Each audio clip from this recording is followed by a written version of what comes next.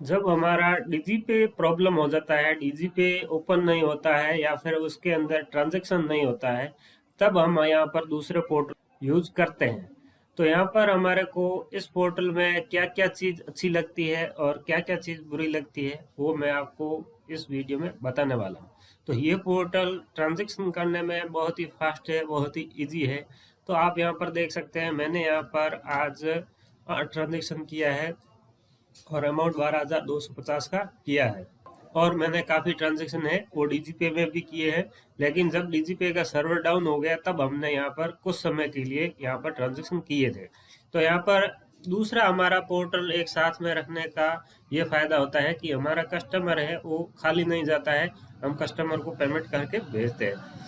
अब इसमें हम आपको बता देते हैं कि प्रॉब्लम वाली बात यह है कि यहाँ पर हमारे को कमीशन है, बहुत ही कम कमीशन देखने को मिलता है, जो कि नाम मात्र ना के बराबर कमीशन होता है। और डीजीपे में हमारे को इससे डबल कमीशन मिलता है। तो ये आपको मैंने कमीशन के बारे में बता दिया है, लेकिन इस पोर्टल का हमारे को चार्ज भी कुछ भी नहीं लगता है, ये भी बहुत बड़ा फायदा है। तो अब मैं आपको दिखा देता हूँ कि इस पोर्टल में अपन जो ट्रांजेक्शन करते हैं उस ट्रांजैक्शन की रिपोर्ट कैसे देखते हैं।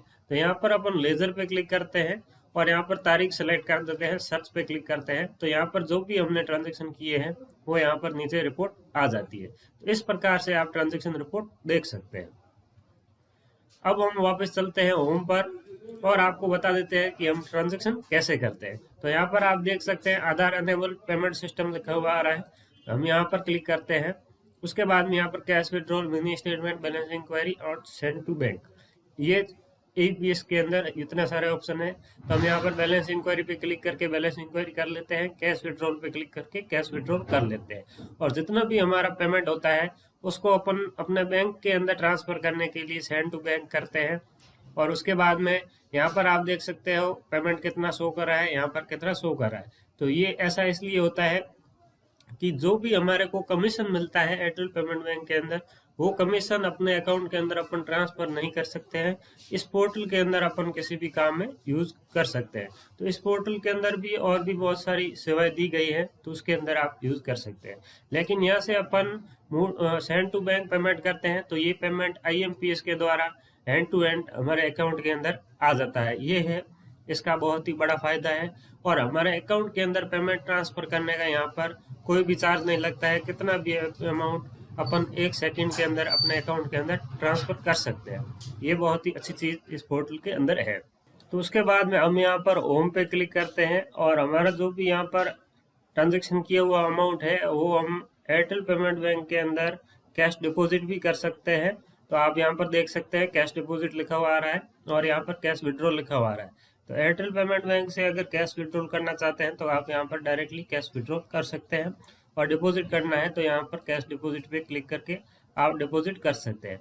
तो डिपॉजिट के अंदर यहाँ पर 2 ऑप्शन आ रहे हैं, ओन बैंक अकाउंट और अदर बैंक अकाउंट। अगर आपका खुद का बैंक अकाउंट है तो आप यहाँ पर सेलेक्ट कर लोगे, अदर है तो आप यहाँ पर सेलेक्ट कर लोगे। उसके बाद में आप अपना यहाँ पर नंबर डाल दोगे और यहाँ पर अमाउंट डाल दोगे। तो मैं यहाँ पर एक बार आपको डिपॉजिट भी करके दिखा देता हूँ। उसके बाद में यहाँ पर अमाउंट मैं डाल देता हूँ, जो भी यहाँ पर अमाउंट है उतना अमाउंट डाल देता हूँ। तो मैं यहाँ पर 2766 यहाँ पर जितना भी अमाउंट है वो डालता हूँ। तो यहाँ पर बता रहा है कि हमारे को मल्टीपल 10 रुपए के बाद से हमारे को यहाँ पर अमाउंट डालना है। तो मैं यहाँ पर डाल देता हूँ 2760 और यहाँ पर करता हूँ प्रोसीड पे क्लिक।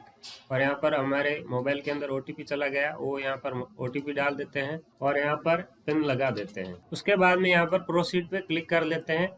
तो यहाँ पर अपन चेक कर लेते हैं कि यहाँ पर सक्सेसफुल है, वो एयरटेल पेमेंट बैंक के अंदर हमारे ही अकाउंट के अंदर कैश डिपॉजिट हमने कर लिया है।